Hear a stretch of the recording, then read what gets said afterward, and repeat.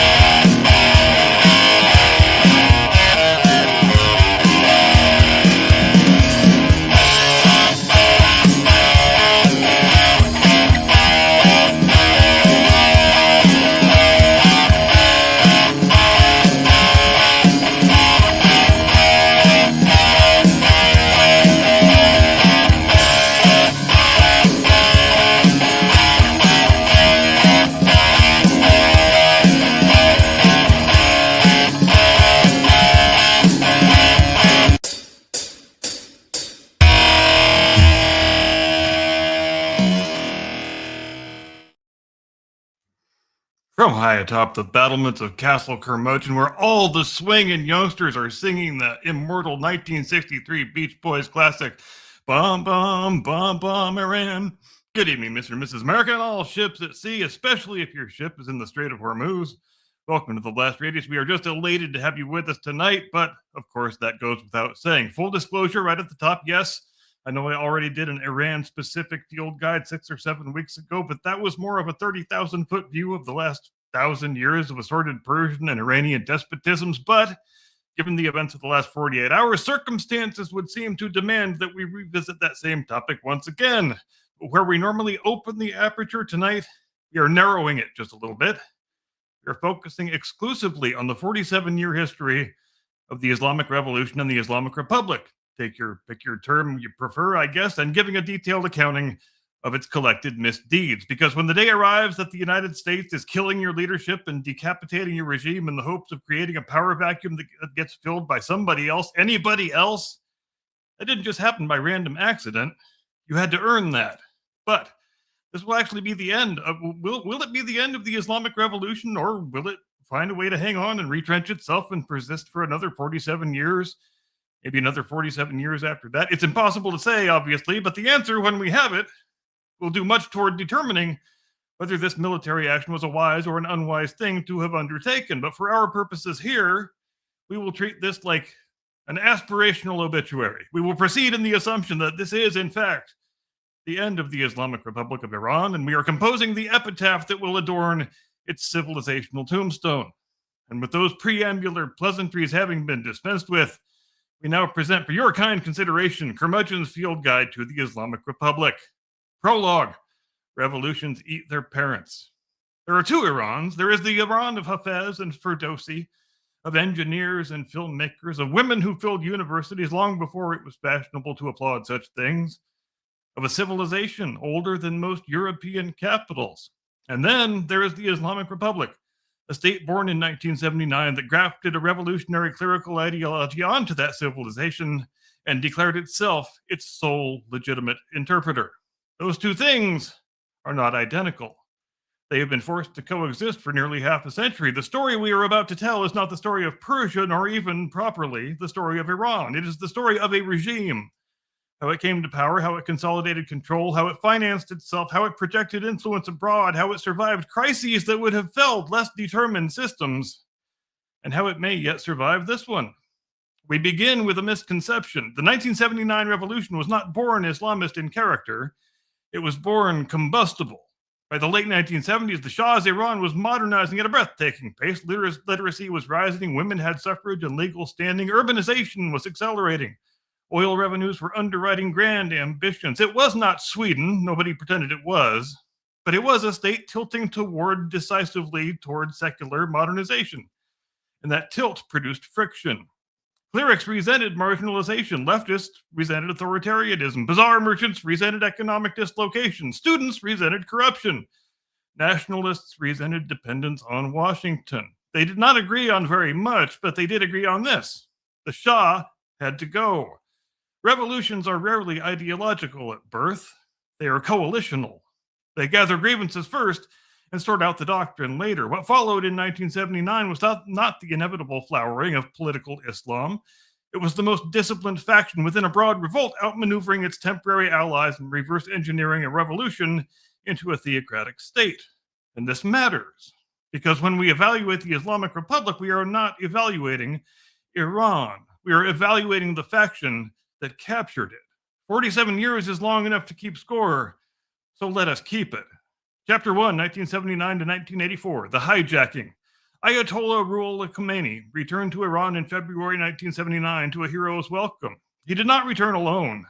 He returned as the symbolic nucleus of a movement far broader than clerical Islamism. Secular liberals believed he would return to Qom as sort of a moral guide. Marxists believed they could out-organize the clergy. Nationalists believed sovereignty would be restored without theological overhaul. They were all mistaken. Within months, the architecture of the new state began to crystallize. Revolutionary courts dispensing swift justice, political rivals sidelined or eliminated. A constitutional referendum establishing Velayat-e-Faqih, ruled by the Islamic jurists. The creation of the Islamic Revolutionary Guard Corps, the IRGC, parallel to the regular army. The U.S. Embassy hostage crisis in November 1979 proved catalytic. What began as a student seizure hardened into a 444-day spectacle that unified the country against a foreign adversary and marginalized moderates who urged restraint. Crises consolidate power. Foreign confrontation legitimizes internal purges. And then came the Iran-Iraq War in 1980. Saddam Hussein invaded, calculating that revolutionary chaos had weakened Iran. Instead, the invasion fortified the new regime. 8 years of brutal trench warfare fused nationalism with religious martyrdom. The IRGC expanded from a revolutionary militia into a permanent pillar of the state. War does for fragile regimes what oxygen does for a flame. By 1984, the Islamic Republic had accomplished three things: eliminated or neutralized secular revolutionary partners, institutionalized clerical supremacy in constitutional form, and embedded a parallel security apparatus loyal not to the nation, but to the revolution. The hijacking was now complete. Iran had not ceased to exist, but it now operated inside a theological frame enforced by men with guns. Chapter 2, 1985 to 89, War as Foundry.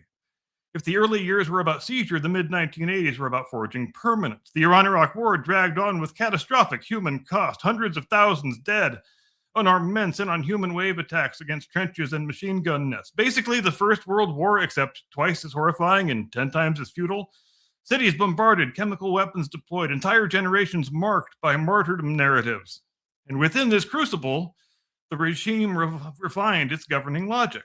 Sacrifice as virtue, resistance as identity, suspicion of the West as doctrine, revolutionary export as a mission.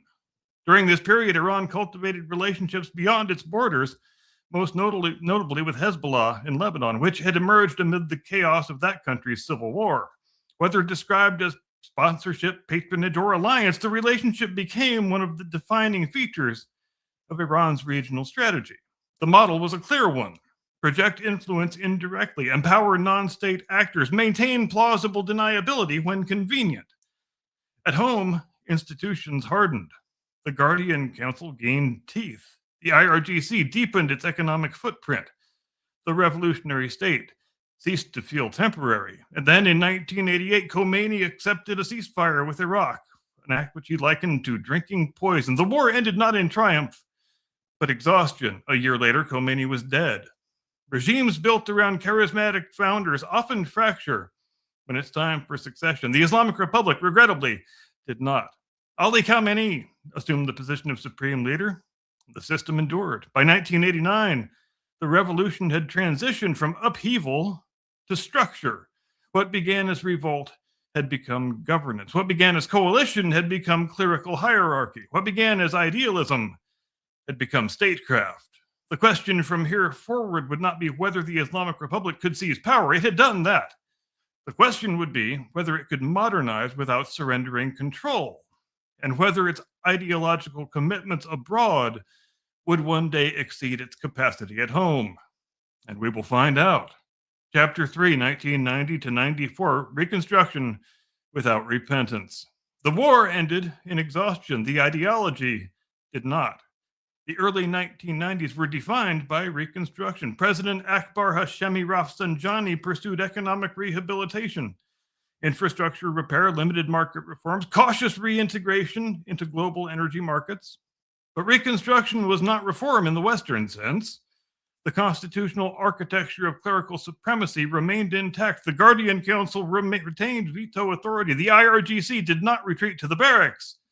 It expanded into construction, telecommunications, energy, and finance. The revolution professionalized. Internationally, Iran's strategy matured rather than softened. Support for non-state actors in Lebanon continued. Allegations tied Iranian operatives or proxies to attacks abroad during this period, including bombings in Argentina in the early 1990s. Tehran denied direct responsibility. Western and Israeli intelligence services asserted otherwise. The pattern, denial, ambiguity, plausible distance, became familiar. The regime had discovered a durable formula: avoid direct conventional confrontation with major powers, cultivate asymmetric leverage, maintain enough opacity to prevent unified retaliation. Meanwhile, early nuclear research advanced quietly. Publicly framed as civilian energy development, privately viewed by outside observers as hedging toward weapon capability, the program entered what would become a decades-long cycle: opacity, exposure, negotiation, partial rollback, then resurgence. Reconstruction did not signal ideological retreat, it signaled patience. Chapter 4, 1995 to 99, Reform and the Guardrails. In 1997, Iranians elected Mohammad Khatami in a landslide. It was a remarkable moment. High turnout, youth engagement, women voting in large numbers, talk of a civil society, dialogue among civilizations, and even press freedoms. For a brief period, it appeared that the Islamic Republic might evolve from within. This is where the distinction between Iran and the Islamic Republic becomes unmistakable. Tens of millions of Iranians were not particularly interested in clerical governance. They were interested in normalcy, economic opportunity, cultural expression, less intrusive morality policing, engagement with the wider world. Newspapers flourished, universities buzzed, debate widened, and then the guardrails engaged.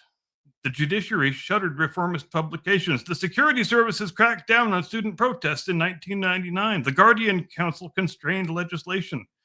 Reform proved permissible only so long as it did not threaten the primacy of unelected clerical authority. The system allowed oxygen, but it did not allow surgery. Abroad, tensions persisted. U.S. sanctions intensified under the Iran and Libya Sanctions Act. Naval incidents occurred intermittently in the Persian Gulf, including harassment of foreign vessels. Even in the 1990s, Iran tested the boundaries of freedom of navigation in international waters, shadowing ships, conducting aggressive maneuvers, probing how far it could push without triggering escalation. These were not accidents, they were signals. The regime had internal reformist pressure and external confrontational pressure. It responded to both in the same way, incrementally, calculated, never conceding core authority. By the end of the decade, reformist optimism had dimmed, but not quite vanished. The population had revealed its preferences. The system had revealed its limits. Chapter 5, 2000 to 2004, Nuclear Shadows. In 2002, previously undisclosed nuclear facilities at Natanz and Iraq were revealed by opposition sources. What had long become suspected became concrete. Iran insisted the program was peaceful and within its rights under the Non-Proliferation Treaty. European governments initiated negotiations. The United States, particularly after September 11th and the invasion of Iraq, viewed the matter through a bit of a more severe lens. In 2002, President George W. Bush included Iran in the axis of evil. That phrase hardened positions in Tehran and Washington alike. From here forward, the nuclear file would become the regime's most valuable bargaining chip, and a pattern emerged.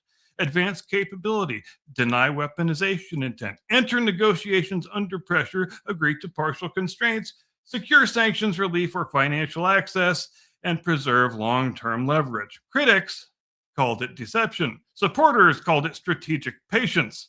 Either way, it worked often enough to be repeated. Regionally, Iran's asymmetric posture deepened. Following the U.S. invasion of Iraq in 2003, Tehran gained extraordinary strategic opportunity. Saddam Hussein, its former invader, was gone. Political vacuums opened, militias proliferated, influence networks expanded. This was not accidental opportunism, it was structural advantage. At sea, harassment incidents continued episodically, small fast attack craft, close passes, occasional detentions of foreign sailors in disputed waters, each event individually minor, but collectively illustrative. A serious great power protects freedom of navigation as a stabilizing principle of global commerce. A revolutionary regime treats maritime friction as leverage. By 2004, the Islamic Republic stood at a paradoxical position. Economically constrained, militarily conventionally limited, asymmetrically empowered, nuclear ambiguous, domestically divided, but structurally stable. The revolution had not mellowed with age, but it had learned. Chapter 6, 2005-2009, Confrontation and the Street. In 2005, Mahmoud Ahmadinejad was elected president. If the late 1990s had flirted with reformist optimism, the mid-2000s returned to ideological confrontation. Ahmadinejad's rhetoric was abrasive, particularly toward Israel. His posture toward the West was defiant. The nuclear program accelerated. Centrifuges spun. International concern hardened into coordinated sanctions. The UN Security Council imposed successive rounds of penalties targeting banking, arms transfers, and nuclear-related entities. Economic pressure intensified. And yet the regime did not retreat. The nuclear file was no longer merely a scientific endeavor. It was a sovereignty narrative. To yield under pressure would signal weakness. To advance under sanction signaled resilience. And then came 2009. Ahmadinejad was declared the winner of a contested election. Millions of Iranians poured into the streets under the banner of what became known as the Green Movement. The images were unmistakable. Young, urban, connected, chanting for votes to be counted. Women, visible and social. Citizens not calling for foreign intervention, but for internal legitimacy. Here again, the distinction between Iran and the Islamic Republic sharpened. The protesters were not foreign agents. They were not fringe radicals. They were engineers, students, mothers, shopkeepers. They were the demographic reality of a country whose median age had collapsed downward since 1979. The system responded with force. Security services suppressed demonstrations. Leaders were placed under house arrest. Media space narrowed. The guardrails did not bend. And it is worth pausing here. For nearly 3 decades, the Islamic Republic had maintained a consistent operating principle. Permit controlled participation, deny structural change. By 2009, that principle was fully exposed. Abroad, meanwhile, maritime friction persisted. Harassment of commercial shipping in the Gulf, confrontations with U.S. naval vessels, and episodic detentions of foreign sailors reinforced a broader pattern. Calibrated brinkmanship designed to remind the world that key energy choke points sat within Iran's reach. No single incident constituted war, Collectively, though, they underscored leverage. By the end of this period, the regime was internationally isolated, economically pressured, domestically uneasy, and yet still intact. Chapter 7, 2010 to 14, Sanctions, Strategy, and the Wager. The sanctions tightened. Targeted measures escalated into sweeping financial restrictions. Iranian oil exports declined sharply. Access to the global banking system was constricted. Inflation surged. The currency faltered. Economic pain became visible. But economic pain alone does not guarantee political transformation. Authoritarian systems often distribute hardship unevenly, protecting core supporters while diffusing cost across the broader population. It was in this climate that Hassan Rouhani, a relative moderate within the Iranian system, was elected president in 2013. Behind the scenes, negotiations intensified. The wager, particularly in Washington and several European capitals, was straightforward. If sufficient economic incentive were provided, the regime would accept durable limits on its nuclear program in exchange for reintegration into global markets. It was not really an irrational wager, it was more of a foolishly optimistic one. This culminated in the 2015 Joint Comprehensive Plan of Action, the JCPOA, the Obama nuclear deal. In exchange for verifiable limits on enrichment levels, centrifuge counts, and stockpiles, sanctions relief would follow. Supporters argued it blocked the path to a bomb. Critics argued that it deferred rather than dismantled it. Both sides understood one thing: the nuclear file was the regime's primary bargaining chip. And here we must observe the longer pattern. For decades, nuclear advancement had functioned not merely as a weapons hedge, but as financial leverage. Advanced capability, trigger pressure, negotiate partial rollbacks, secure relief, preserve optionality. Whether one views this as pragmatic statecraft or cyclical bad faith depends largely on one's expectations of revolutionary regimes. Meanwhile, Iran's regional footprint expanded. In Iraq, Shia militias deepened influence. In Syria, Tehran backed the Assad regime decisively. In Lebanon, Hezbollah remained entrenched. In Yemen, support flowed toward the Houthis. None of this was subtle. This was not the behavior of a state content with internal consolidation alone. It was the behavior of a regime convinced that exporting influence was essential to its survival. At sea, freedom of navigation tensions continued episodically. Harassment, vessel seizures, signaling maneuvers. Each small event, not enough to trigger a general war, large enough to remind global energy markets that the Strait of Hormuz remained a pressure point. By 2014, the Islamic Republic stood at an inflection point. Economically strained, diplomatically engaged, regionally assertive, nuclear constrained on paper, nuclear capable in knowledge. The wager had been placed. Whether it would hold was another matter entirely. Chapter 8, 2015 to 19, Money in, Pressure back. The JCPOA took effect in 2015. Sanctions relief followed in the form of big pellets of U.S. taxpayer cash. Frozen assets were released. Oil exports rebounded. European firms explored re-entry into Iranian markets. The currency stabilized briefly. Supporters of the deal argued that integration would moderate behavior over time, that a regime with something to lose would behave differently than one permanently besieged. But moderation did not arrive in sweeping form. Regionally, Iran influence did not contract. Rather, it expanded. In Syria, Iranian forces and proxies played a decisive role in preserving Bashar al-Assad's government. In Iraq, Shia militias with varying degrees of Tehran alignment solidified political and military clout. In Lebanon, Hezbollah remained both political actor and armed force. In Yemen, support for the Houthis contributed to a grinding regional conflict. The nuclear file was partially constrained. The regional file was not. Critics seized on this asymmetry. They argued that sanctions relief had freed resources that strengthened Tehran's external posture while leaving the regime's internal character unchanged. In 2018, the United States withdrew from the JCPOA under the Trump administration and reimposed sanctions under a maximum pressure strategy. The logic was inverted. Economic strangulation would force broader concessions. Tehran responded by gradually breaching certain nuclear limits, incrementally increasing enrichment levels and stockpiles while insisting that the steps were reversible. The familiar rhythm resumed. Pressure, then escalation, then negotiation signals, then partial rollback, and then renewed pressure, rinse and repeat. Meanwhile, maritime incidents intensified periodically. Tankers were seized or detained in disputed waters. Commercial vessels were harassed. The Strait of Hormuz once again functioned as geopolitical punctuation. Freedom of navigation is not a symbolic principle. It is the circulatory system of global energy markets. Interference with it, even episodic interference, introduces volatility by design. These actions were rarely large enough to trigger sustained armed response, but they were rarely accidental. By 2019, the JCPOA framework was fraying. Sanctions were biting again. The nuclear clock was no longer comfortably distant.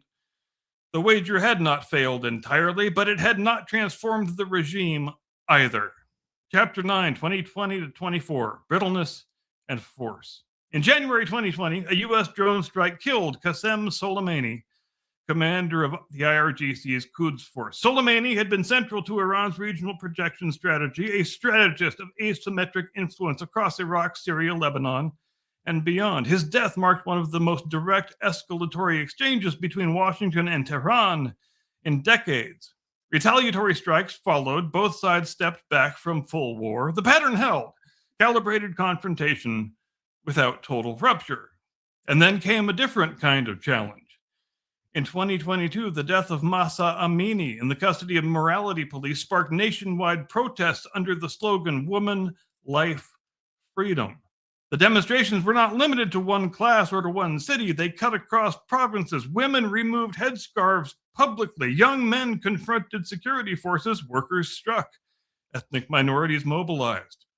It was the most sustained domestic challenge to clerical authority in years. And once again, the distinction between Iran and the Islamic Republic was visible to anyone willing to see it. Tens of millions of Iranians are not particularly religious. Many women remember or have been told by their mothers and grandmothers that their rights once flowed from citizenship and not from clerical interpretation.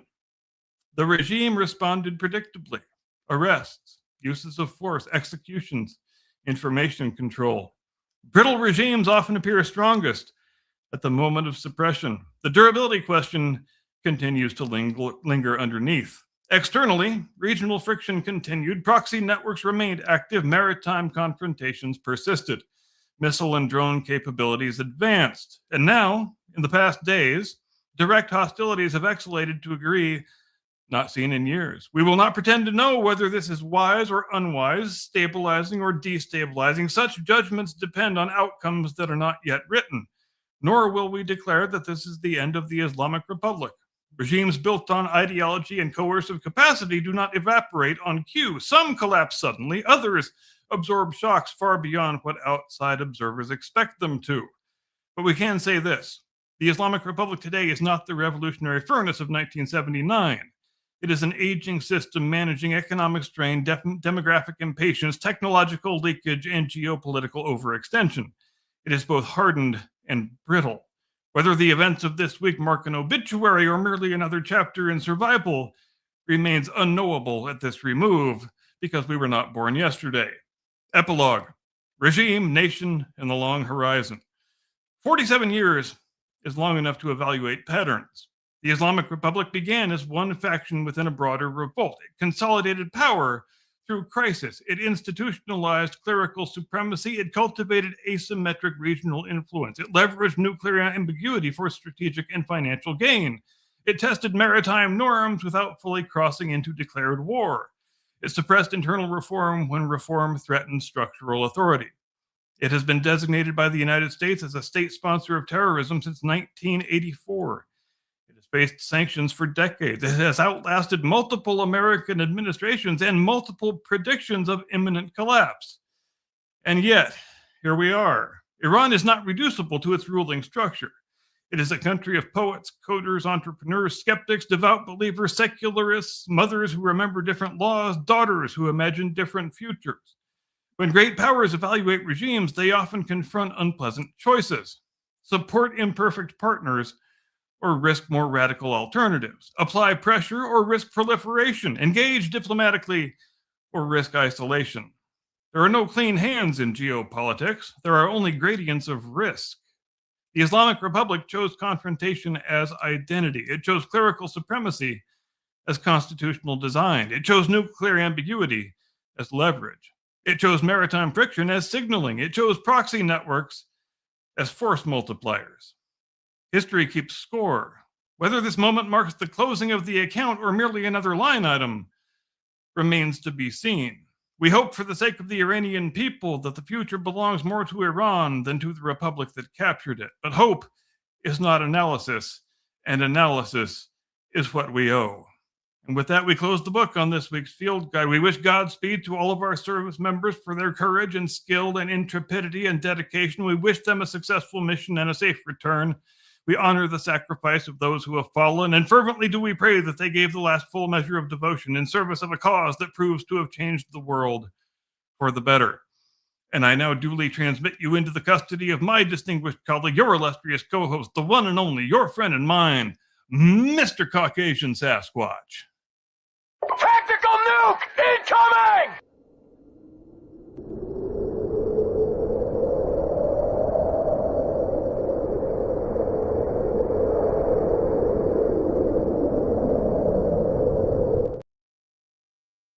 Good evening, ladies and gentlemen. Welcome to the Blast Radius tonight. We are obviously going to discuss a little bit about the whole debacle taking place in the Middle East. We're going to go over the Night of the Seven Kingdoms finale, probably the last two episodes, and I'm going to pitch an absolute hissy fit because I didn't get to see what I wanted to see. Then we're going to go into a possibly maybe alternate history, what would have happened if ... We do that occasionally. And beyond all of that, we're just going to have a really good time. That's the plan, because I am celebrating surviving the dread plague of February, because dear God, I've been sick for 3 weeks. How you been doing, bud? Better than you, it seems. But we're all glad that you've pulled through and that you're not going to wind up in the ground like Sir Arlen of Pennytree. Right. Sir Arlen the Long, Sir Arlen the Stout, Sir Arlen the Kielbasa Factory. Right, that man is a walking sausage. Listen, seriously, where do you want to start? Since we came in on the whole Iran situation, you want to just roll up on that and do it right? Yeah, let's do that, and let's obviously see what the people in the chat have to say, and then we will. If there's anything that tickles our boo-boo, then we will put it up on stage and talk about it. Right. Well, we've got a lot of hate, of course, early on. Of course. This, that, and the other, and some other things that I don't believe. We got Alexander in the chat. We got, well, that's unfortunate. That's not nice. That's not nice. Yeah. Okay. Queen Bird's here. That's all that matters. This is one of my favorites that I've seen. This man gets a participation trophy. How do you think the Iranian-Islamic conflict will affect salmon prices in northern Maine? Correct me if I'm wrong. Isn't salmon a West Coast feature? Can you buy a suicide vest for a fish? I don't know. Asking for a friend. Right. Well, that's what he dropped just a moment later, asking for a friend. Oh, boom. Giggle. Look at that. We got Mr. Beak. Welcome in, brother. Good to see you. Tony Toast. And the discussion about the third temple, I mean, patience, brother. Patience. We got D Chill. That's pretty cool. There ain't gonna be a third temple, guys. I'm just gonna break it to you right now. We got some Irish dude named Jason Brophy. Appreciate you coming through, brother. Absolutely. Starboy the Knight. That's good. I dig that one. But you know what? That does go on the list of things that would be difficult to explain to the aliens on the day they land, and we walk them around and explain it, everything about human culture. How do we explain the fact that the most fought over piece of land is land that nobody in their right mind would ever want? I'm assuming an alien race would have at least experienced religion at some point, and so whether they are still trapped in the endless wag the dog situation or not, I do maintain that most of their questions would be about hockey. Apparently, salmon is cheap on the East Coast. How did you people get so bored that you decided to strap knives to your feet and go around doing whatever those people are doing? Really, like, who was the first guy sitting around was like, I've got an idea. Listen, I know you think I'm nuts, but I'm going to put knives on my feet and skate across the river. I know. And the answer is lost to the mists of time, but wouldn't it be great to know that guy's name so we could give him all the credit he deserves? You know, And he probably died a very horrible death within 5 minutes of having the idea, but that's the way that we make advancements. right? We My don't go God. on the thin ice from then on. And there might have been a few trial and error runs at that thin ice bit too. Come to think of it, seems we still have a problem. And we still. I mean, far be it from me to extraneously introduce new topics, but we still haven't talked about freaking Alex Honnold and his ascent of Taipei 101. Oh, I totally missed that. Do the thing. Tell me. Well, I would like to know what the chat thinks about it, what the audience thinks about it, because it gave me kind of an icky feeling that it was. I mean, first of all, he's not that kind of a climber. He climbs natural terrain. He doesn't climb buildings. So I thought that was kind of weird, and I think it's kind of tawdry to be doing these things live on Netflix. And I think free soloing in general, I have always been in the camp that says, you know, nobody has the right to tell Alex that he shouldn't free solo, and it's not up to him to make other people understand why he does it. But I think those arguments tend to collapse pretty quickly when you're now past your 40th birthday and you have a wife and 2 small children.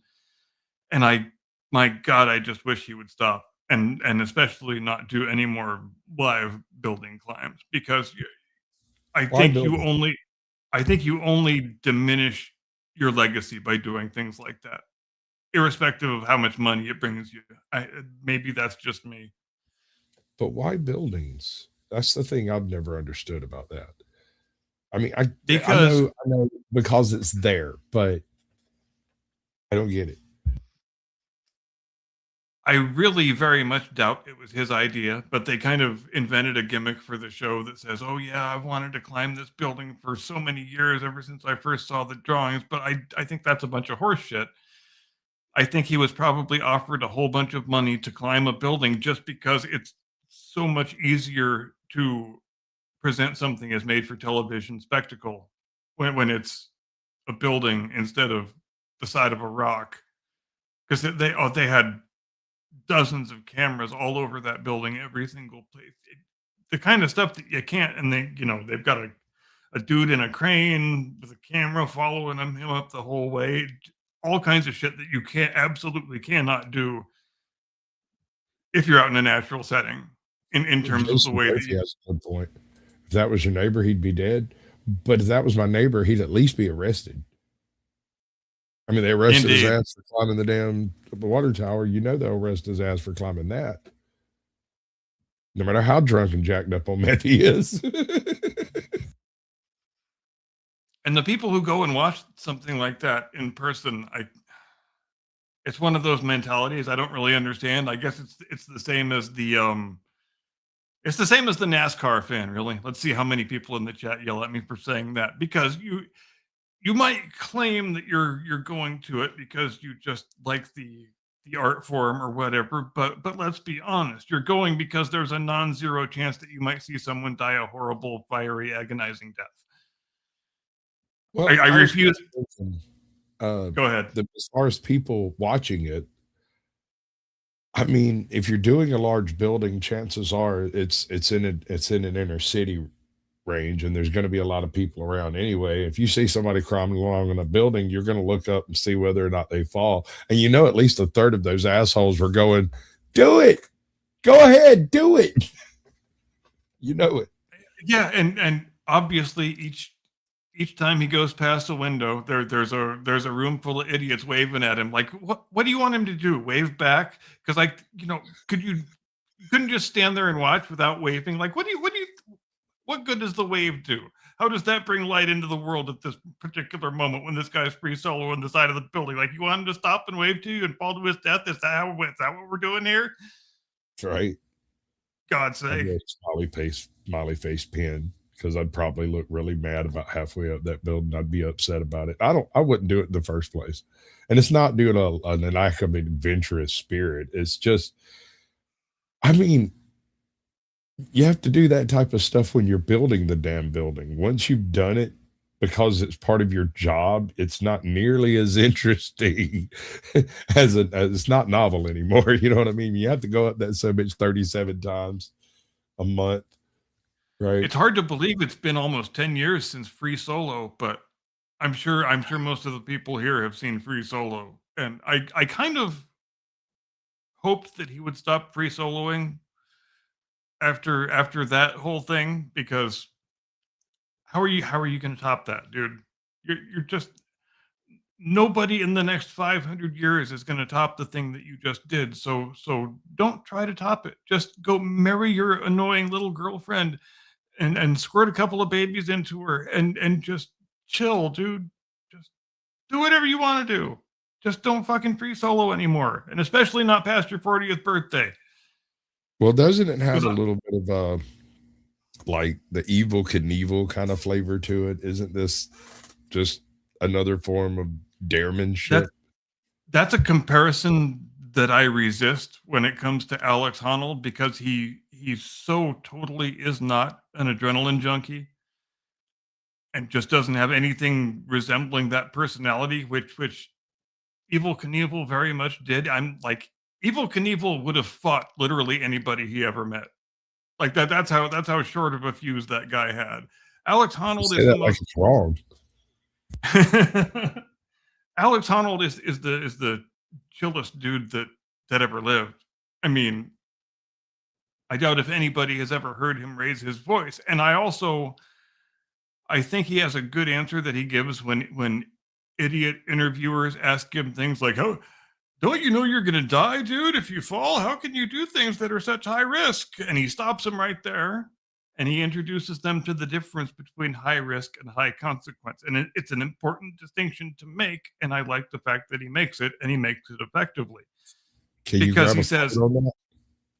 I'm sorry? Have you got a quote on that? Not offhand, but Can you paraphrase it? you want me to find one?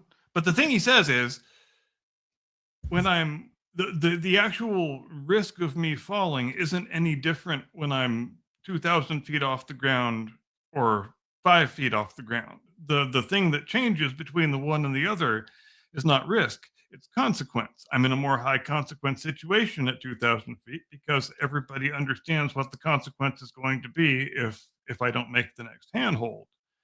But risk and consequence, not the same thing. And my God, nobody has to deal with stupider questions than Alex Honnold does. I don't think he's ever had an interview where the person didn't say, "Don't you realize you're going to die if you fall, bro?" I don't know how he tolerates it, really. Well, I mean, it's the same question that steel hangers and roofers have been dealing with their whole lives. I'm a big guy. I'm not the guy that you would generally expect to be a roofer. You know, that's usually the purview of small people, right? But yes, small Mexican people, being as they are, it usually involves the bigger people having taken a fall at some point or getting really close to it, and they stop doing that stupid stuff. Never happened to me. So I'm up there with a guy half my size running exactly the same stuff that they're running. And they all just keep looking at me and they keep telling me, it's like, it's inevitable. Eventually, you're just too big. Something's going to shift, something's going to move, and you're going to drop. So safety becomes not just a buzzword, but literal life breath. Every single step is a hook off. Every single step is another hook, right? 2 points of contact at all times, the whole nine. And when you're free soloing like that, when you're going up a freaking building on the outside, first of all, this is the outside of a building. You don't belong there, sir. Second of all, can you get that smudge in my window? It's been bugging me for like 6 fucking months. Goddamn bird flew into it. And I guess it annoys me even a little bit more because the act of climbing the building is, I mean, in terms of technically, it's basically kindergarten shit. you're just climbing up the same thing after the same thing after the same thing. It's not remotely like what it is when you're planning an ascent of Half Dome or El Cap or whatever it is. And that's kind of the other thing where I think there's more differentiation between a Honnold and an Evil Knievel, because the other thing about Knievel was that he had absolutely no regard for his own life, and he did lots of things that wouldn't have been possible to rehearse. But Honnold is the exact opposite of that. When that dude is going to free solo a wall, he's been up there 10, 20, 100 times already with ropes, planning out every single handhold, every single foothold. He doesn't attempt any sort of a free solo until he's got literally every single step with all four limbs memorized and planned out and practiced over and over and over again. And that's why he's able to do those things with such security. But I still wish he would stop. So badly do I wish he would stop. I just, like I said, I really don't see the point in climbing the outside of a building. If that's what you're doing, then that's what if people are willing to pay you for it, then fine. I don't understand it, but okay. And I imagine I haven't looked to be sure, but I imagine it has not caused good feelings in the rock climbing community. That its greatest hero and greatest exponent should be doing, live on Netflix building climbs. I mean, I can pretty much guarantee that's been wildly unpopular in the climbing community. Just a wild guess. So people go, they watch, he climbs. Does he come down the elevator? I mean, like, yeah. What do you do once you've done that? He went all the way to the very tip top of the building, but then they left a harness up there for him. So he kind of rappelled down the first little part and then hopped on the elevator and I mean, sure. Yep. I guess. I mean, okay. Oh yeah, they showed it all on the special. The Argonauts, welcome in. Good to see you, bud. Queer's in jail. Yeah, not currently. I'm not current. Yeah, I mean, I'm also not currently a queer, but I mean, I've got an open mind. I mean, I'm the hormone monster. I mean, but if I was going to go queer, it would be for this gentleman right here. God damn it! I mean, look at this. Check this beard out. How could look at that? You don't understand. And look at that! Look at that goddamn antler helmet. That thing is beautiful, dude. I love the job you did with me being the laughing storm. That is freaking great. When I heard about the Night of the Seven Kingdoms was being done, and I was like, oh God, I can't wait to see, what's his name, Lionel? Oh my God, I cannot wait to see the Laughing Storm in person. Who do you cast as a Laughing Storm? I hear Deadpool's currently busy. I mean, this man has won combat with jokes, weaponized humor. He's one of my few heroes I have from Game of Thrones. And he's always absolutely on point with a quip every single time. Oh, I know. He's a troll before trolls existed. He's got all the troll skills you could ever want, and there he is living as a medieval lord and knight.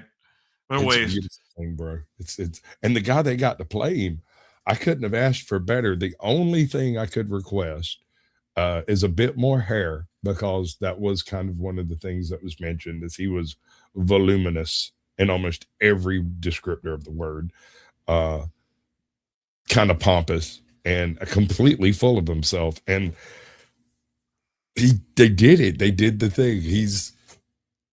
It's great. Oh, I love it. I'm sorry. Have we discussed the fight scene in detail? Did you get everything you wanted to get off your chest about that? About not seeing the fossil ways? Oh my God. I made him growl. I just wanted to see the green apple just blow the fuck up all over homeboy, right? Just tear him down, bro. Because he's never been allowed to actually strike him with an actual weapon. He's always been given a stupid freaking Lucerne hammer. He was never really allowed to take a full stance against him. He was always positioned to fail because he had better armor, he was older, he was stronger, had more experience, the whole nine. And so when that youngin got a hold of some actual armor, it got real quick, bro. I like that we got to see his green apple shield in the episode 6. Well, I mean that, and this is what another did he say? Better an unripe green apple than a red wormy one, right? Rotten to the core. And all of the apple humor is great too. Well, and that's like actually a really important thing in Westerosi history, because the family splits off into a cadet branch, and Raymond winds up being the founder of the green apple fossilways, who grow into a major house in their own right. Which is interesting. The most common green apple I'm familiar with is a Granny Smith. And about the only thing those things are good for is making cider. So it makes sense, especially if he's got the only access to them. And the family seat is called Cider Hall. All right, we have another participation trophy over here. And it is in reference. It's a callback. Let's see. Oh, I love it. I know all about hormones. They make me act like a hormone. From Paula Nitz. Thank you for participating. That's great. And then Beak swings in, right? Mr. Beak shows up and says, "How do you make a hormone? Don't pay her." Beautiful. Y'all both get trophies. Thank you for playing. Yeah. Chef Kiss, you're both legends. Absolutely. So I guess we're going ahead and go off into the oh no. Oh, that one really tickled me. It does. It's ticklish. Don't pay her. Don't pay her. Oh man, that's good. So where do we open on the next season? I have my theory, and you already know what it's gonna be. My theory. How do you open the next season? With the Fossaway fight, bro. You open up with that. You open up with the freaking Baylor getting his skull crashed in. You transition from that to homeboy, the dude with the broken leg, having his horse took out from under him, because I think Makar smashed him too.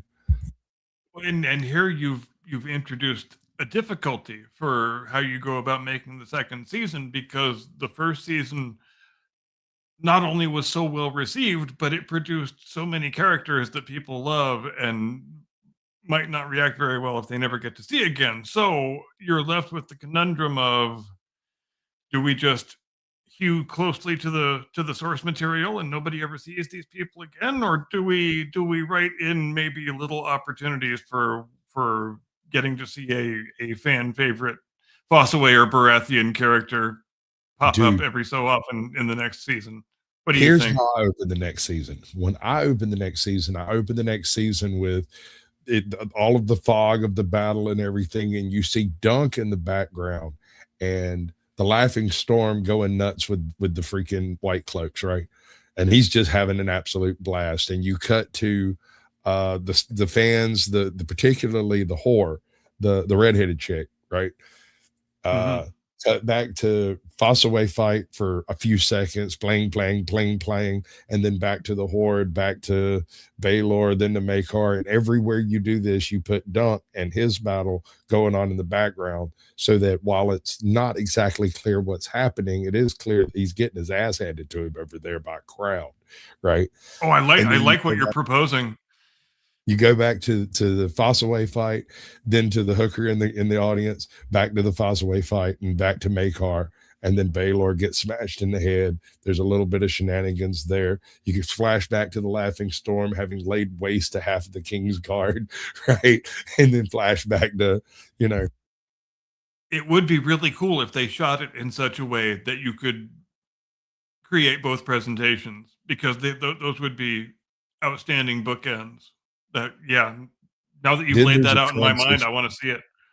In the middle of all this nutso stuff, there's a transition. Instead of cutting to the hooker in the stands, it cuts to the hooker in the bed afterwards, right? And then backs up, and you can back through the fight again, and then backs up a little bit to her walking out and taking Sir Raymond and going, "Come, let's patch your wounds and stuff, and her screaming in the stands again, and then her in the bed with him after, and then actually doctoring his wounds and stuff, you know, and the fact that this is a victory for Raymond Fossaway more than anyone else on that field. Yes, Duncan gets to live. The Laughing Storm had a blast. Makar killed somebody, and some other shit happened. But Fossaway creates a brand new house that goes forth to dominate that entire segment of Westeros. And he's so excited he marries a knocked up hooker. Which is an interesting point, because this establishes the line of the Green Apple, and the first two sons probably have two separate fathers. But you do have to admit one thing: you can almost guarantee there is a damn fine specimen of a man on the other side of that one, because this is a king's tourney. Knights, everyone. But I did really like the approach, the aesthetic approach they took with how they presented that fight, except that Dunk probably had an excessive number of wounds that he sustained that, you know, might not have been, maybe he could have 5 or 6 instead of 9 or 10. I'm just saying that would help my suspension of disbelief, but who knows, maybe that's just me. But I like the fact that they portrayed the combat as so unglamorous, because that's not what you expect from high fantasy productions that depict knighthood. We expect the combat to be much more elegant than it ever would have been, and much more civilized than it would have been. But it really, in a trial by combat, which granted existed mostly only in the Germanic and French schools of knighthood, but that's much closer to what the actual combat would have looked like. I think it would have wound up with a couple of dudes in the mud fucking punching each other in the face, because, you know, let's face it, most fights do end up like that. It's one of the unavoidable facets of the human condition. True. And how gritty and realistic it is. I mean, Homeboy gets desorted like fairly quick in there. Like a couple of times he has to go back and get his blade. That's not good. That's not good form for a knight, bro. On top of that, he gets knocked out at least twice. You don't usually survive that. Right. And it's probably not survivable unless it remains a one-on-one situation, because if one of those other guys on the other team gets disengaged and has a chance to come up behind you and just, you know, mash you in your dome piece, then there's nothing you can do about that. And so that's obviously, it makes you, it leaves you with a longing for wanting to see all of the other individual fights that enabled our hero to have his combat one-on-one, which obviously was the only way he was going to come through it. And when he sliced Arian in his upper thigh, I thought that was femoral artery. I thought they were going to have him bleed out, but they didn't. I can't remember. I think that interferes with his ability to reproduce later. And I'm not sure if it's the actual injury or it's just the unmanning that he experienced at Duncan's hands. I mean, he did beat him like a redheaded stepchild. I mean, once he got a hold to him. That's the thing about fighting a big man. And correct me if dance around him and poke him and shit, but when he gets his hands on you, damage takes place. Correct me if I'm wrong here, but isn't he the one that ultimately dies from drinking wildfire, thinking it's going to turn him into a dragon? Yes, I'm almost certain. Yes, but I think that is after he gets sent to the Free Cities, and I think either he starts the Golden Company or one of his generals, one of his followers starts the Golden Company. I can't remember how that pans out. It was a byproduct of the Blackfires. Or maybe he joins the Golden Company for a while, or the Second Sons for a while. I can't remember. But he doesn't really have a whole lot of say in the later Targaryen effects. And then Baelor had the son whose armor he was wearing, and which, of course, that contributed to his wounds being fatal. But that son's got to die too, so that, because we know that Makar becomes king. So if Baelor has still got a son, then the son needs to die before the because wouldn't he then become the heir apparent? I know this stuff's all hard to keep track of.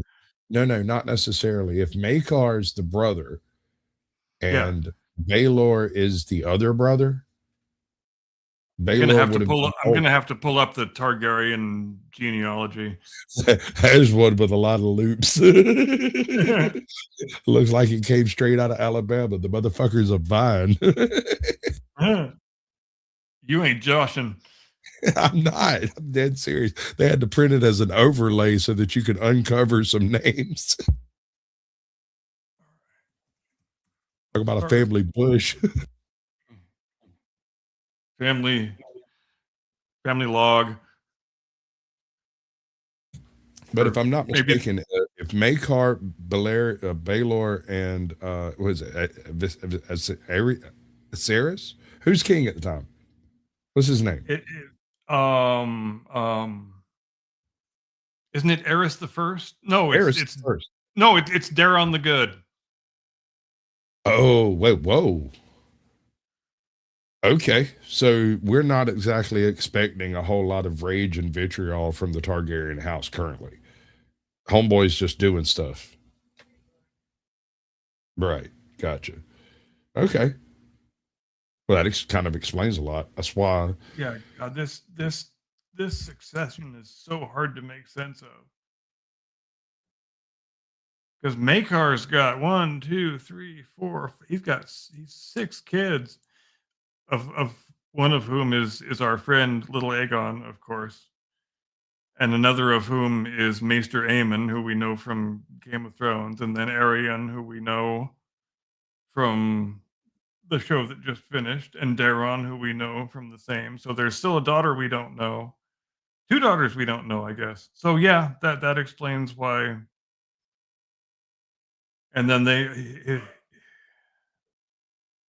his older sons all die before he does, because that's how little Aegon becomes King Aegon the Fifth. So that must be how that all works out.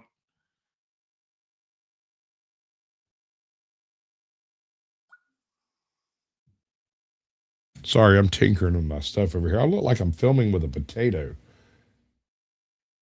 I mean, it looks fine in here, but when you look on YouTube, I swear to God, I'm a square block. And I don't know why. You look human to me. Yeah, no, it's perfectly clear in StreamYard, but when I look over at the okay, so that improved it a little bit. Okay. What up, Kev? Keep the marathon going, brother. Hey, he did a show the other day that absolutely flummoxed me. He was going over, what was it you called it? In LA, they've got something called the Grid Network or something like that. Apparently, the mayor's office is involved with major gang leaders across the city, and they use them for like information and whatnot. And the major gang leaders across the city get paid. I think he said $555,000 a year to maintain a intel network within the city as to where and how and when gang incidents take place, whether or not murders are gang related or not, and that kind of stuff. And I had a buddy of mine who was like a total fruit job, tinfoil hat conspiracy theorist who broke that whole thing down to me years ago, and I just didn't buy it. But he came in with actual documents and receipts. Marathon Kev over here, Marathon Kev TMC, the marathon continues. My brother, it was so interesting. I got sucked in for almost an hour until they went off on Resto's BS. What up, Darlene? Welcome in. Sorry, I just Yeah, well, that yeah, was I've heard those rumors too. Those rumors have existed for a long time. I mean, well before the current mayor, and there's nothing about them that inclines me to believe they're untrue. I mean, if I'm not mistaken, that type of trash goes back to Tammany Hall. Oh, absolutely. Yeah, you know, it goes back to Otto Hightower, for God's sake. Eh, Goes oh, into our fictional past, but that's what but political machines do. It's one of the things political machines do. They avail themselves of all channels of information that might produce something politically useful that helps to ensure survival when when I crisis situations arise. I get it, but at the same time, it kind of seems like if you just lock those bastards up, you might be able to kind of cut the problem off at the pass. Maybe I don't know. I don't know. Yes, I don't know how I feel about that. but we have running the law enforcement apparatus in probably most, if not all, of our big cities, people who utterly reject the any of the traditional models of criminal justice. And you can tell it implicitly just when you read the quotes they give. They talk about earning trust in the community and partnerships, and they never mention we need to get criminals off the streets and keep the citizenry safe, because that just is not any sort of a component of the law enforcement philosophy of the woke left in the third decade of the 21st century. And the results are as unavoidable as they are unsurprising, I would submit, because places become much safer where the people who run the law enforcement apparatus believe stupid things like that. Yeah. Luckily, there are multiple layers to the law enforcement apparatus. Like, for instance, the sheriff's office typically not nearly as easy to politically sway than the municipality police. Right. And that's something that's especially true in Los Angeles, because the LA County Sheriff has that, I mean, not just the person, but the office in general has always been really stalwart about not going down that whole woke Well, I mean, leftist just path of nationwide. madness. And so as the LAPD goes farther and the sheriff's department doesn't, they look even more wildly dissimilar from one another. And I don't think that gulf is going to close anytime soon. Well, the sort of manifesto, not manifesto, the charter behind the sheriff's office is different from the charter behind most Sure. municipalities. You Yeah. know, and I think that's a large restraining factor. People won't elect that type of person to sheriffs, whereas chiefs are generally what, appointed, or is it the other way around? That changes city to city to city. I don't think there's a standard yes or no answer to it. Some are Right. elected, some are appointed. I know here in San Diego County we have an election for sheriff, but I think that's the only type of badge carrying officer that we elect. Right. And Some I think places that's elect judges, and that's wild. yeah.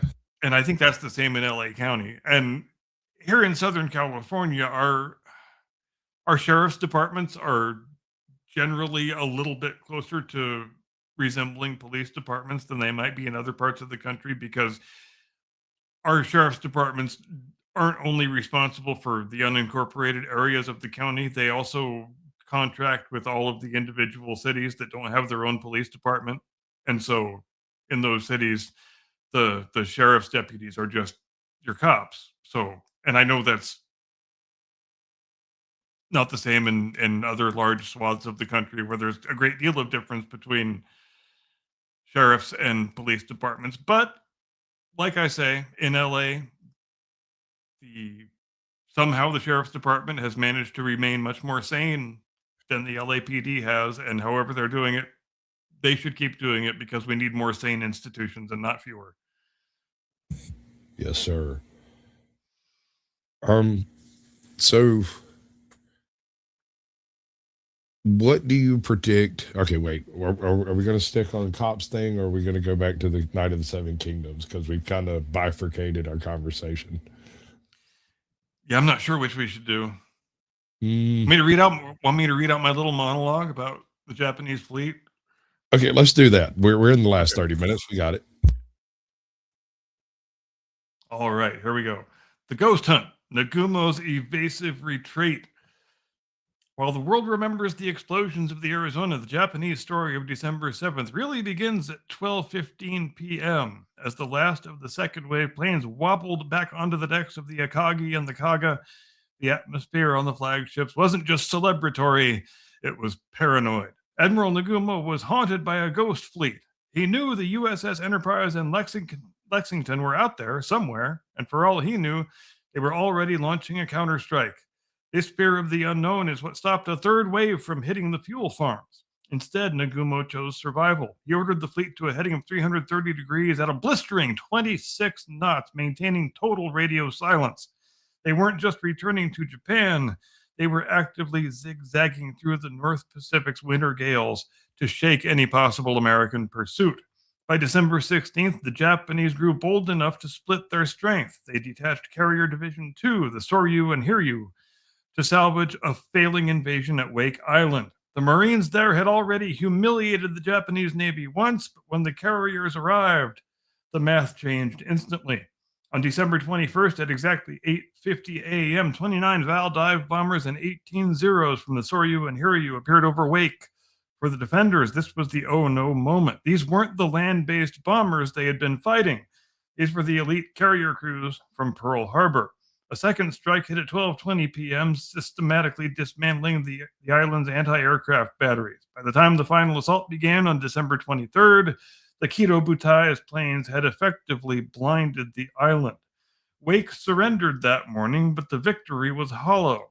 The Japanese fleet returned to Kure by the end of December, safe but frustrated. They had conquered the Central Pacific, yet they still hadn't seen a single American carrier. That failure to clear the fog of war in December 1941 set a psychological trap for the Japanese that would eventually spring shut 6 months later at Midway.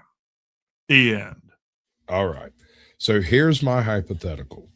And I've got a little clip. If I can find it, it might take me a minute to actually get it. What was the timestamp I texted you? Do you remember? 24:26, right? Yes, absolutely.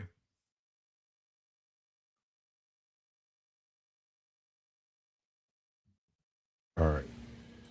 So it all derives from a question that popped in my head when I was watching The Fat Electrician, and he makes this statement. Ensign, which is something that you don't do for a training exercise, and he realizes that this is for real. Later that day at dusk, they send Dusty and the rest of the planes in the USS Enterprise up on another mission. They are going to try to track down the Japanese fleet and return the favor for what they just did at Pearl Harbor. Unfortunately, they were given a bad heading and weren't able to locate the Japanese fleet. Next morning. Okay, so this is within an hour or two, 3 hours tops of the actual event taking place, right? The Japanese fleet has turned tail and run. They are running like a scalded dog, zigzagging to avoid any of our submarines or any of our aircraft carriers and everything. And they send out this sortie with one of the most badass dive bombers to have ever fielded a plane in battle ever to go find them. Here's my hypothetical. Go ahead. What happens if Dusty finds them, right? This carrier group flies out, locates the fleet, and then flies. At least one of them flies back, and the rest radio back. Position is noted, the direction is noted, the speed is noted. Do we have enough in the Pacific to make a response before they split? It depends on what constitutes a response. I mean, an effective response, we probably weren't in a position to fight a decisive battle. But against that fleet, that one fleet, which I know it was two carriers, but I don't know, man. I mean, if you can bring Lexington and Enterprise both to bear with the element of surprise, then I'd be willing to say maybe yes. Okay, so there is a snowball's chance in hell, 1 in a million, that an effective raid could have been run on that fleet before it makes it into safe waters. Yeah, I don't see any reason why it's impossible. Okay. What would be projected damage? I mean, obviously they'd aim for carriers and battleships, but beyond that, you're talking what? Call it 4 sorties, 8 sorties a day. You're talking at least, I don't know, 300 freaking 500-pound bombs being dropped on that fleet. Yeah, and realistically, at that point in the war, you're not going to probably get a bomber anywhere close to one of their carriers. So you would have to content yourself with maybe taking a couple of destroyers or light cruisers, maybe damage over sinking. You know, you're not going to sink anything much bigger than a destroyer, I wouldn't think, in that scenario. But you know, Right. there's nothing wrong with taking out a couple of destroyers, maybe damaging a light cruiser. There's a worse day's work you could possibly have. Okay. So here's my next question. But I just want to mention this because it's boring a hole in my brain. This is all down to a coin flip question that Halsey had to make on the fateful day, because all he had was a distance and a line of bearing. So we know how far away they were. We know what line they were on, but we don't know if they're north or south. They were north in the actual event, obviously, but Halsey said, fuck it, flip the coin, let's try south, and that's why they missed him. And if he had just chosen the other way, then we would know the answer to all these questions today. Exactly. But here's my next question. Does that contact result in them not splitting their fleet? Wake Island doesn't fall, then where are we at? Now that's a fascinating question, isn't it? That was the question that popped in my head the second he said something about sending that sortie out and finding nothing. I went, wait a second. If that sortie finds the fleet, then both Intrepid and Enterprise turn towards that direction. We've got them by what, 6 knots, 10 knots?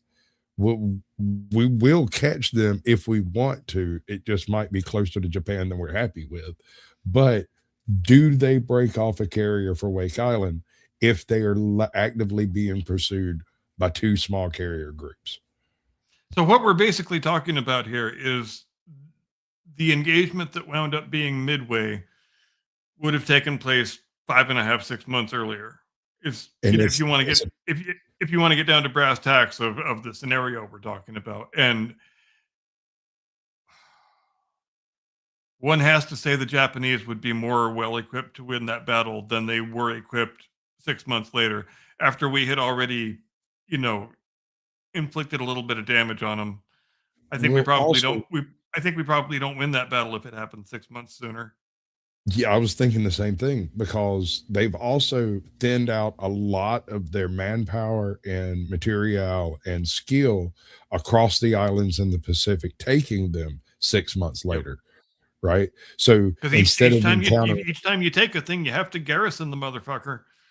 So instead of countering the piecemeal fleets we were encountering through the Turkey Chute and Midway and all of that, you would be encountering a full 2 carrier group, and we don't got that. Like, our 2 carriers are like battleships. Yep. They're light cruisers, they're light submarines, they're light everything. The only our manufacturers are good, but we can't make an Essex class quite that quickly. Also, the only thing they actually have a full complement of are pilots, airplanes, and bombs.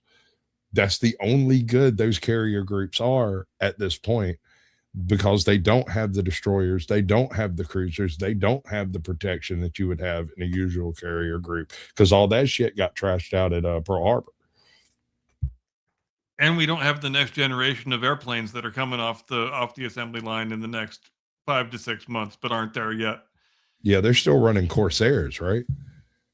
No, they don't even have Corsairs yet. They're running P-40s, Warhawks. Ooh. Yeah, no, them Zeros would have shredded them guys. Yeah. P-40s against Zeros is never an engagement that turned out well for our side. Not unless it was like 5-3. Yeah. And then you do have a few isolated instances like that during the Flying Tigers period, but yeah, in a head-to-head, the guy in the P-40 is never winning. Yeah, one-on-one, that's pretty much a lost cause. I have done that same battle in simulators multiple times, and the P-40 just don't got it, man. They can't climb, they can't turn, they can't rotate. The Zero, and this is something that the Japanese pilots took huge advantage of. Because of the way their engines functioned, they were capable of using a brake to rotate the airplane around the engine instead of the engine turning. and that's why sometimes in the old footage, you'll see a Zero flying along and that sucker will just like that quick fast enough to knock a pilot out. And so the pilots learned to use that in a way that wouldn't knock them out, but allowed them to vector in ways that other planes just could not do. And so they'd be like, the Zero is the absolute best fighter plane in the world until you take a hit. well, I mean, it's pretty much a flying fuel container. You want to talk about an all or nothing approach? All performance, no armament. Therein lies the Zero. They were using like 30 millimeters, weren't they? I think so, yeah. Like 30 rounds, not 30 millimeters, not one of these, but one of these. They basically took a Vickers and tried to put it on a freaking plane. Which, hey, I mean, ultimately that did work. I had somebody ask me yesterday. They said, she understand this woman is European. And she's like, why does America care about things that happen outside of America? And I was like, we have these things called missiles, and it means that we get to care. And a little while later, she brought it up again. And I was like, have you ever heard of a C-130? See, it's like the missile, but it has people in it. Later, she was talking about desert warfare, and I was like, so we got these things called Apache choppers. They blow your mind. You know what still blows me away that I was talking about with my dad earlier today? I can't say this definitively, but my gut feeling is that these current operations against Iran, probably our biggest aerial assault since the opening hours of the Iraq War 23 years ago, but let's just assume that's correct right off the top. But the fact that some of the planes flying some of those attack profiles, they're not taking off from any place close to the place they're attacking. They're taking off from the continental United States, especially the B-2s. They're all taken off from Missouri. And it still seems like future science fiction to say that an American plane can take off from Missouri, hit a target literally anywhere on the face of the earth, and land back in Missouri without refueling. It seems like it should be science fiction. Yeah. I didn't get that far in trolling her about it because it hurt her feelings and she kind of got upset about the whole thing. And the other guys on the panel asked me to stop because she was like, it's just none of your business. And I was like, we've got this thing called the B-2. It's gonna blow your mind, bro. This reads like space cadet bullshit. Check it out. I know. And we've had that capability for what, over 30 years now? And it still seems like future science fiction. And I am here for it. There ain't nobody else that can do that. Paula Nets says, I might make a video eventually. There are some crazies that concern me from doing videos. Film something you love. Film yourself doing something that you love. And it will come through and people will watch it. If you try to fake that, it won't work. I hope she's not talking about present company when she says crazies. I mean, you know, I'd accept it. What's up, Rav? Welcome in, bud. I'd accept it. I'm not normal. It wouldn't be the worst criticism we ever got. That's true. That's very true. We've had some quite vociferous people in the chat before. All right, Night of the Seven Kingdoms. We're going to do the whole thing hardcore, straight in. Like, I got to know. Because if Wake Island doesn't fall, that changes the entire premise of World War II. If we keep Wake Island and they don't disseminate the fleet across the Pacific, it's no longer a battle of parts of fleets fighting other parts of fleets and becomes entire fleet battles that we don't have. So what? Wake Island falls 2 months later when they're able to like resupply and come back? Do we reinforce Wake Island from carriers and the couple of cruisers we got left? Just as importantly, do we wind up losing Lexington and Hornet? As we did in the actual event.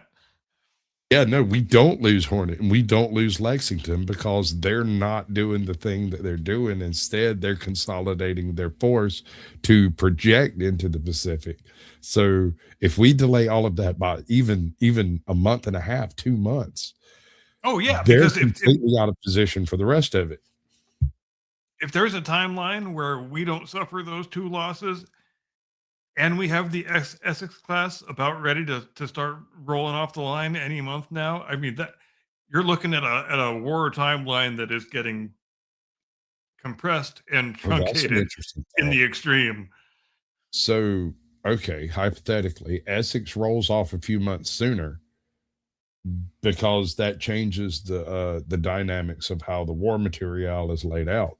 If we actually have the Japanese on the run, we're going to produce a carrier for the Pacific as soon as possible.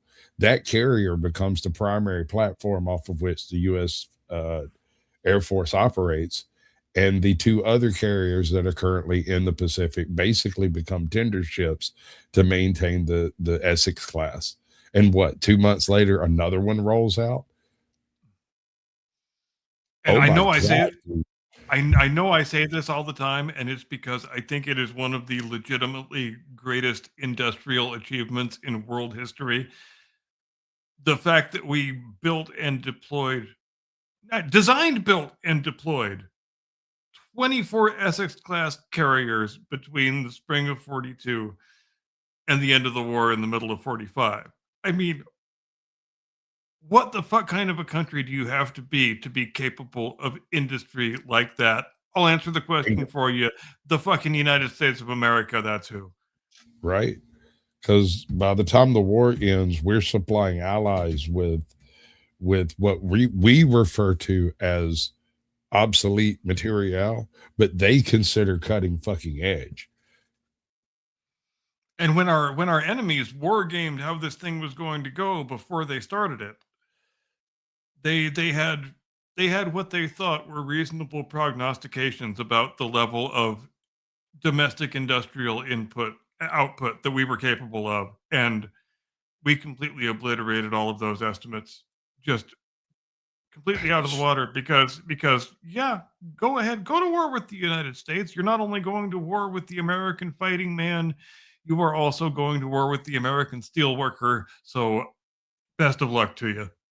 At the time, Detroit, bro, they got a phone call one night, like Pearl Harbor just got hit, and some dude in the factory leaned back and went, okay, and pushed a button, and now they're making tanks instead of Packards. I know, exactly. And you want to talk again about another just completely absurdly auspicious industrial achievement, how quickly we converted all of those car factories into factories for the exact thing, whether it was ammo belts or shell casings or whatever the hell we needed that factory to build. Oftentimes that work was done in days, weeks at the most. And not only that, but training all the workers to do a different job because we're making a different thing now. But God, that all got done so incredibly efficiently and effectively. And we just made our enemies look like fools because we were able to adapt so well, not only to the fighting side of it, but also the domestic war production side of it. And those bastards really never knew what hit them. Would you be interested in a War Thunder sponsor? I could do a good War Thunder spot. God damn it! Have you ever played War Thunder at all? No, I've only seen other people play it. Okay, so here's the best part about War Thunder. Anything on Earth that you can think of that is associated with military combat between the dawn of the industrial age to almost modern times, you can eventually get it. Now you can go pay for it if you want to, or you can play enough to go get it, right? Right. I love these types of games until like it gets weird whenever they don't use good controls. If I can't put in like a 9-vector joystick on it and actually fly the airplane, I'm not interested, although I might play with the tanks. So it's like a game and not a cell phone game. Well, that's the thing is like it used to be a straight up like controller style, multi-axis, all of that. And then it like ported to phones, and now all of the controls are more like icon driven and whatnot. Or Okay. Anyway, because it seems like when I see it advertised, it's always as a phone game. But what do I know? Exactly. Is it time for me to do the thing? Right. Ladies and gentlemen, thanks ever so much for joining us here on the Blast Radius tonight. I hope you enjoyed my super long field guide to the Islamic Republic. Hope you found it as edifying as I found researching it, but I don't need to ask because I know you did. We hope you have a great rest of your evening and a fantastic tomorrow and an edifying day after that, and just a really magnificent, uplifting remainder of your week. And then we will see you back here next Sunday, 8 Eastern, 5 Pacific. As we always do, we will always talk about very high-minded things because, let's face it, we are high-minded gentlemen. We will see you next time. Do not comply. Get off my lawn. This one's for you, buddy. Nice.